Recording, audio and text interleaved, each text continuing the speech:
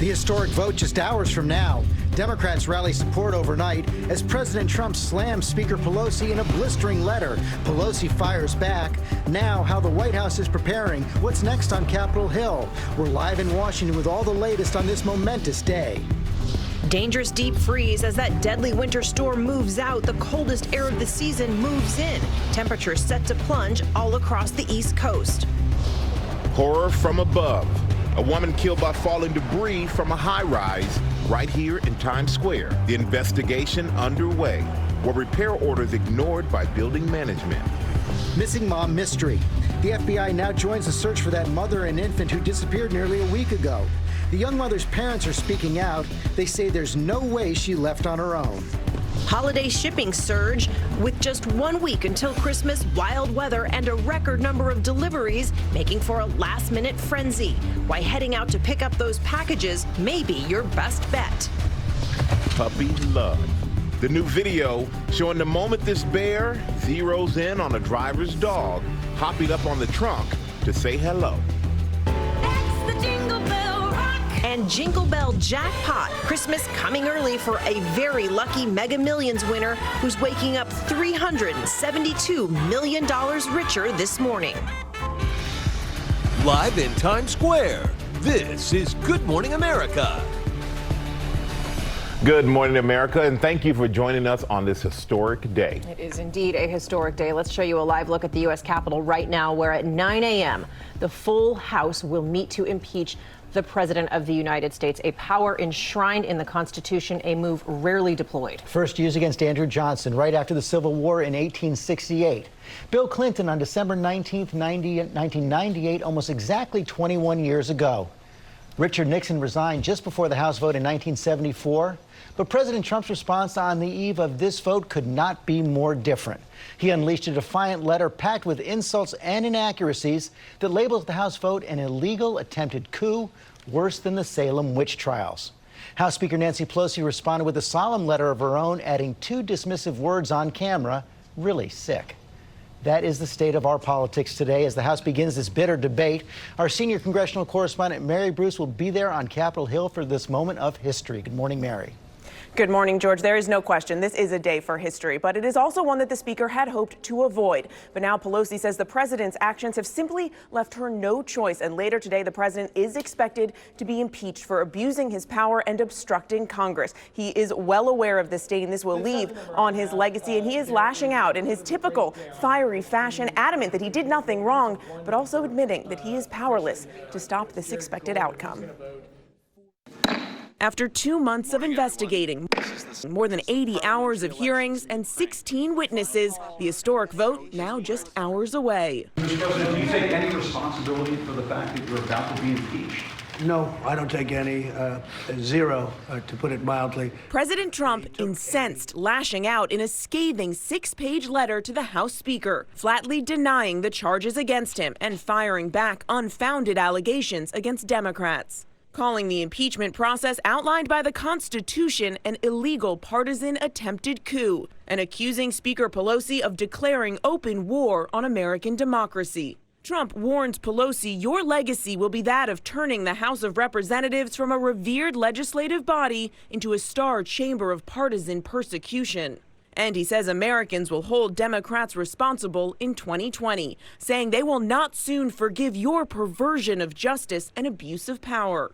And Trump rails against the process, insisting more due process was afforded to those accused in the Salem witch trials when people were executed. He even accuses Pelosi of being disingenuous when she says she prays for him. I was raised in a way that is a heart full of love, and always prayed for the president. And I still pray for the president. I pray for the president all the time. You are offending Americans of faith by continually saying, "I pray for the president," Trump writes, when you know this statement is not true unless it is meant in a negative sense. The speaker calls the whole letter ridiculous. I haven't really fully read it. We've been working. I've seen the essence of it, though, and it's really sick. Overnight, the House Rules Chairman calling it unhinged. It essentially amounts to one long Twitter rant. Even before the House votes, the Senate is already fighting over the trial to come. Republican leader Mitch McConnell making it clear he wants a quick trial with no witnesses. If House Democrats' case is this deficient, this thin, the answer is not for the judge and jury to cure it over here in the Senate.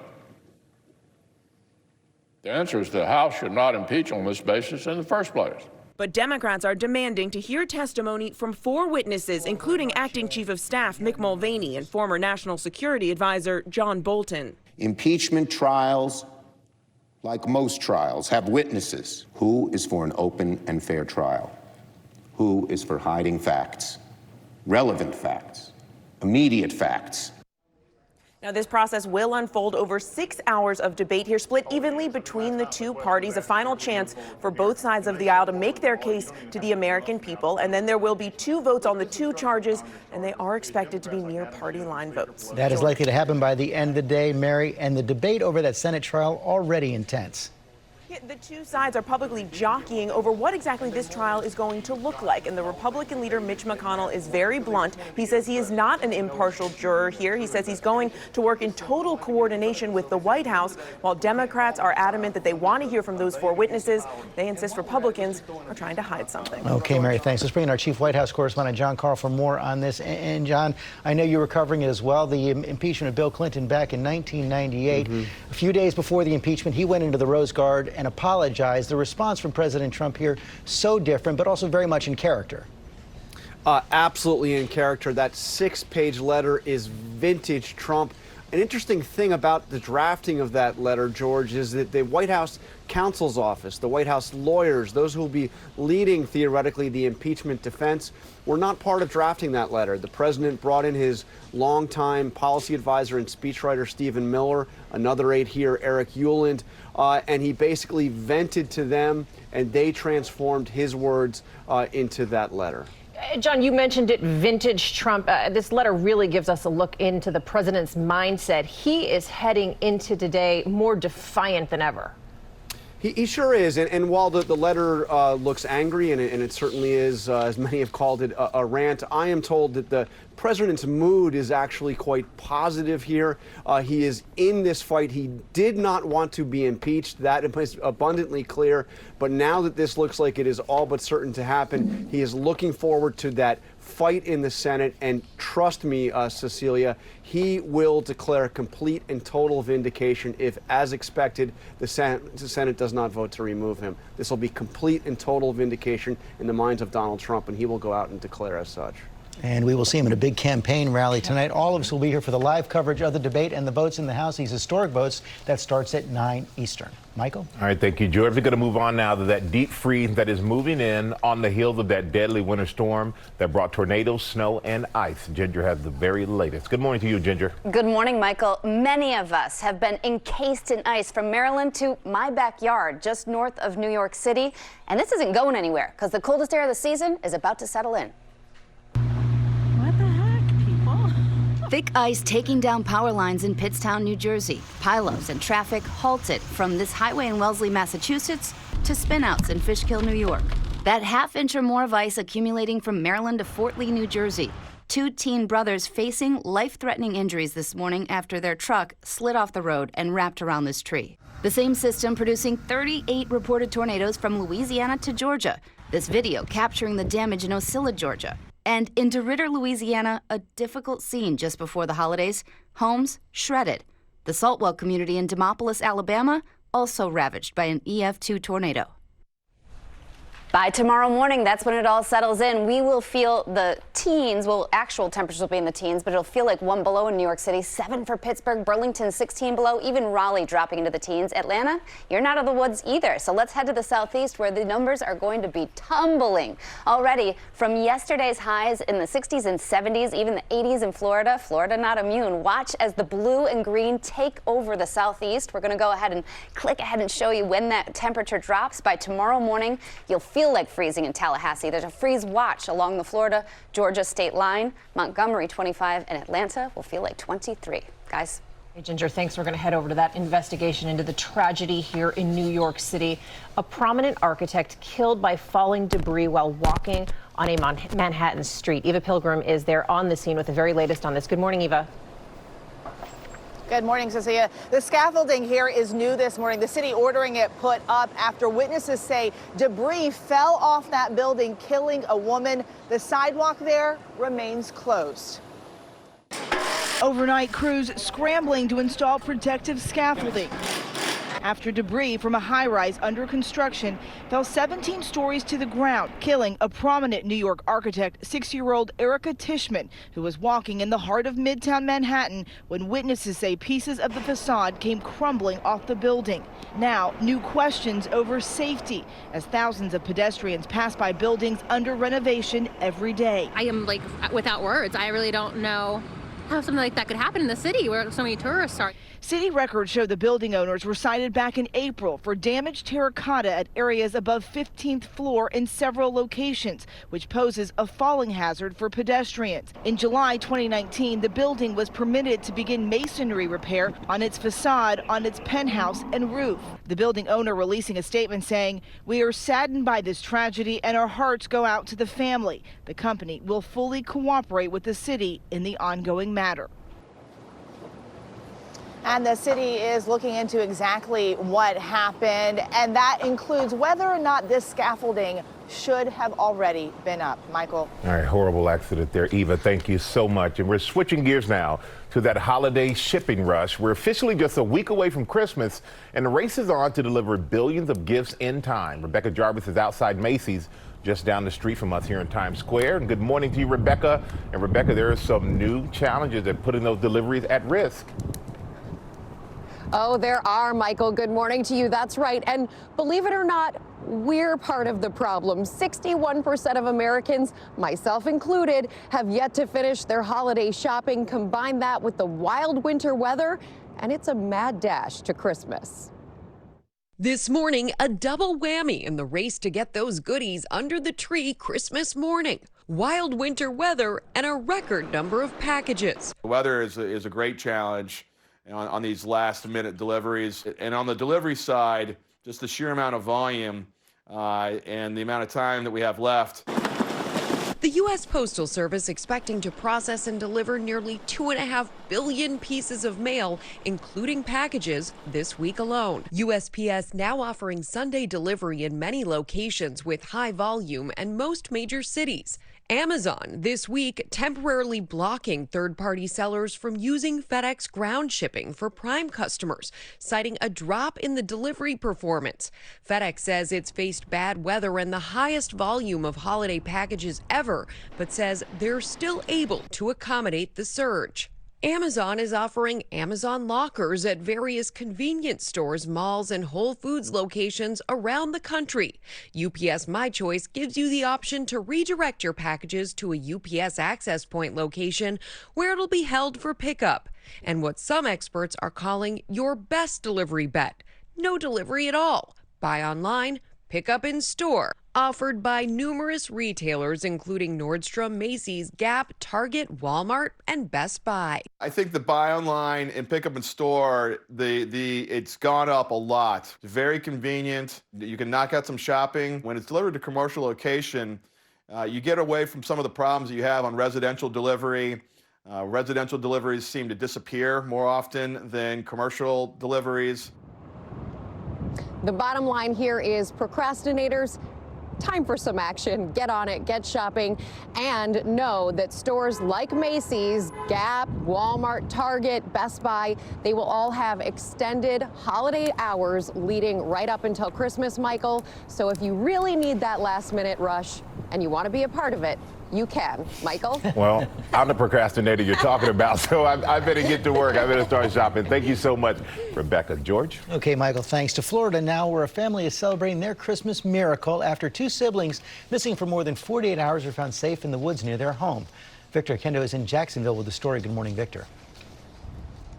Good morning, George. A huge sigh of relief for that family and for this community. As of right now, police say there are no signs of foul play. They believe those kids just wandered off. We have both kids. We're heading out of the woods.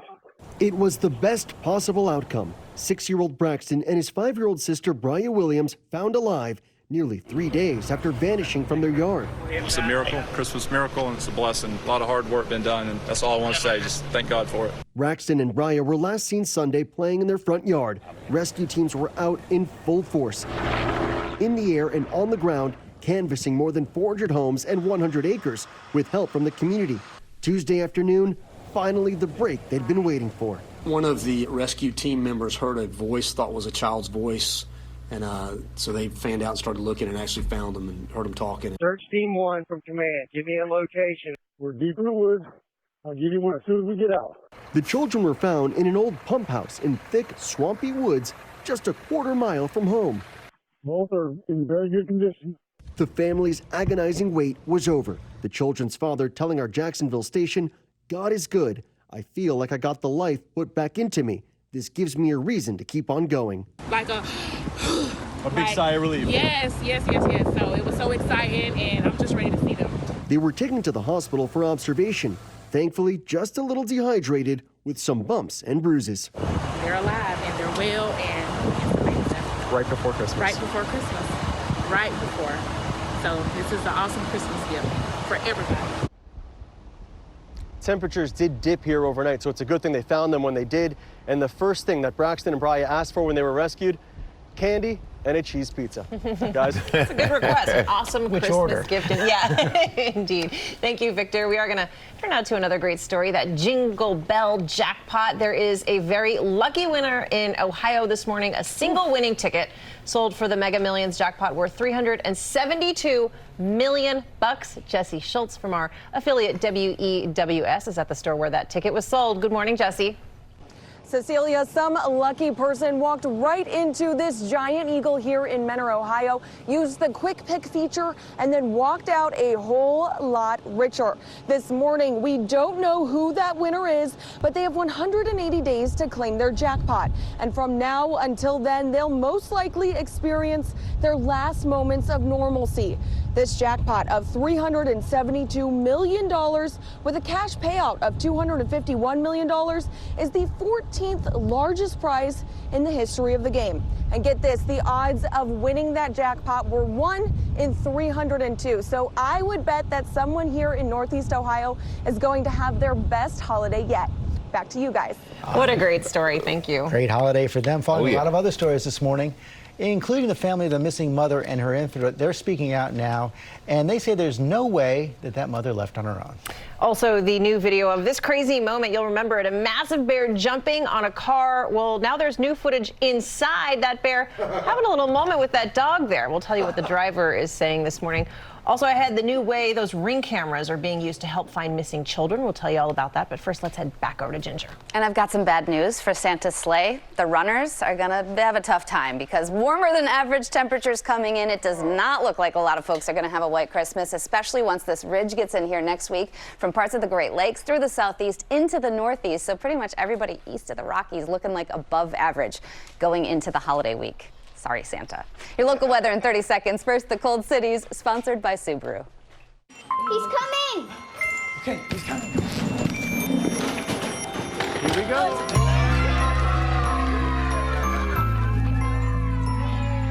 Somali, Liga? Where's Kiara? I got this for you. When you grant a child's wish, you change lives. You can choose Make-A-Wish to get $250 from Subaru when you get a new Subaru. Get 0.9% during the Subaru Share the Love event. Well, Stormwatch 7 tracking sunshine, but also tumbling temperatures as we head through tonight and into tomorrow. Notice your next 24 hours, 42 today, but tonight we're down into the 20s under clear skies. Wind chill values tomorrow morning this time will be in the teens. Sunny but cold tomorrow, 34 degrees. The good news is we're looking dry as we head into the upcoming weekend. Winter begins on Saturday, 42. The first day of Hanukkah on Sunday, 47. We're in the 50s heading into Christmas Eve.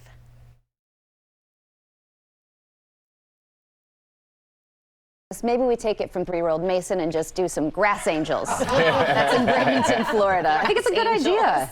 Why not? Practicing. Thank you, Ginger. We'll be right back. I intend to make my own way in the world. No one makes their own way. Not really. Women They have minds and they have souls. And they've got